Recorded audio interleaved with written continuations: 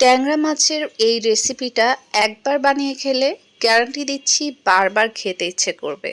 আজকে আমি আপনাদের তৈরি করে দেখাবো ট্যাংরা মাছের খুবই মজাদার একটা রেসিপি। আশা করি আজকের রেসিপিটি আপনাদের অনেক বেশি ভালো লাগবে। ট্যাংরা মাছ রান্নার জন্য প্রথমে মাছগুলোকে পরিষ্কার করে নিতে হবে, তারপর একটু হলুদ, লবণ, তেল মাখিয়ে রাখতে হবে।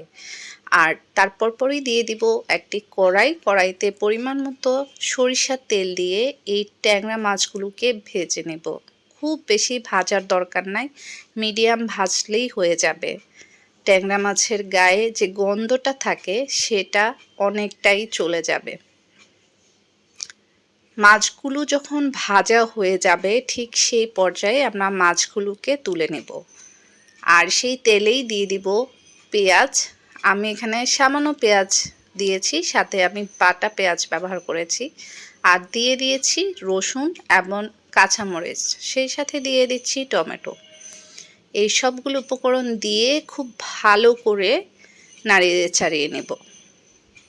আর এখন দিয়ে দিচ্ছি লবণ পরিমাণ মতো, দিয়ে দিচ্ছি হলুদ পরিমাণ মতো। আর এখানে আমি খুবই সামান্য জিরার গুঁড়ো ব্যবহার করছি সুন্দর একটা স্মেল পাওয়ার জন্য। আপনারা চাইলে আরও অন্যান্য মশলাও ব্যবহার করতে পারেন, তবে খুব বেশি মশলার প্রয়োজন নেই।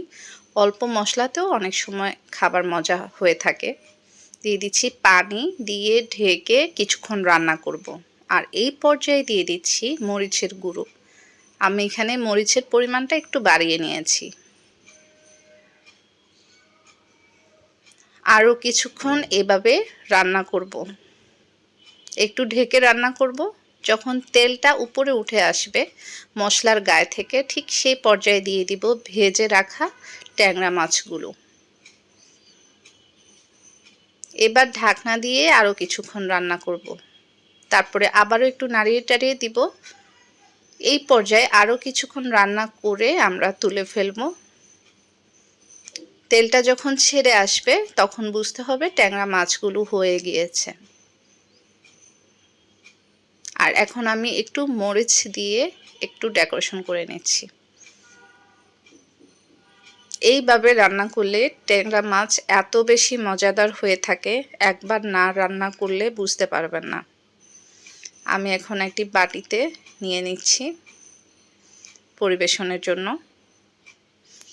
তো এই ছিল আমার আজকের রান্না। আশা করি আপনাদের ভালো লেগেছে। ভালো লেগে থাকলে অবশ্যই পাশে থাকবেন, আর আপনারাও একবার হলেও এই রান্নাটা করে খাবেন। সবাইকে অসংখ্য ধন্যবাদ। আল্লাহ হাফেজ।